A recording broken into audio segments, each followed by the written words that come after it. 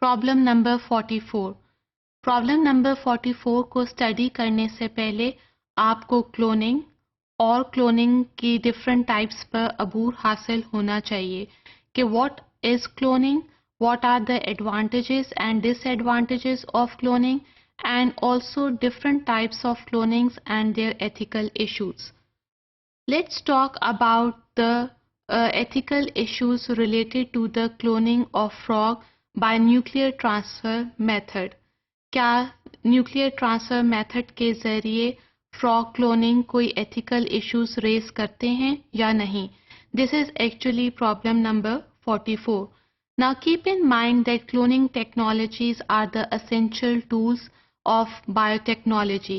Cloning के ज़रिए हम क्लोन्स बना सकते हैं, यानी कि सिंगल सेल से 2 सेल्स बने, 2 से 4, 4 से 8, 8 से 16.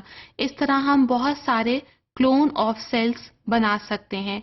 Here the formula which is used is 2 raised to power n.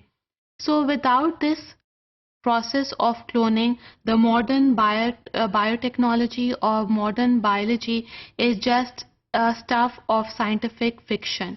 इसलिए there is an importance of cloning in the field of biotechnology. I want to say over here a single sentence in favor of cloning is that scientific cloning takes up where nature leaves off.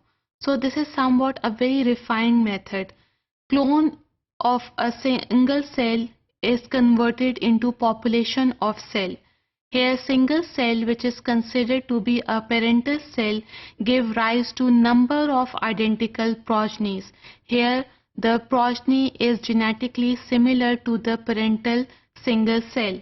So that's why progeny is said to be the identical progeny as that of the parent cell, because here genes are transferred from the parental cell into the offsprings. Then there is a term used in the process of cloning is reprogramming. Reprogramming is a method in which the genes are from the adult cells, they are utilized in order to reset the embryonic state again.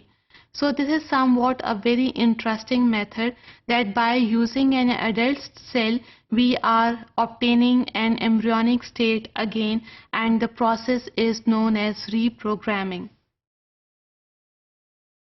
Now no doubt cloning helps scientists to understand various genetic diseases, then it helps to create stem cell based therapies. But when we talk about the cloning related to frog by nuclear transfer, then it involves the production of 2 or 2 to 4 days of embryo, which is known as blastocyst. Now, according to scientists, the embryo has no legal status, but different philosophical and religious thinkers believe that embryo has the same legal status as that of the human being. So in this process of nuclear transfer, even in frog cloning, the number of embryos are destroyed. So here moral, ethical and social issues are raised. Now another ethical issue is that cells are removed from the embryonic cell line, that is the embryonic stem cell line, and here the number of embryos are destroyed. So the destruction of embryo takes place in the process of cloning. Now animal reproductive cloning leads to more ethical issues because there are more troubles in animal cloning, such as in frog cloning, as compared to human cloning. For example, in nuclear transfer related to frog cloning, हम developing embryo का एक cell लेते हैं, cell के अंदर से nucleus को remove करते हैं. ये न्यूक्लियस फिर माइक्रोपाइपेट इंजेक्शन के थ्रू एम्प्टी एग में ट्रांसप्लांट किया जाता है.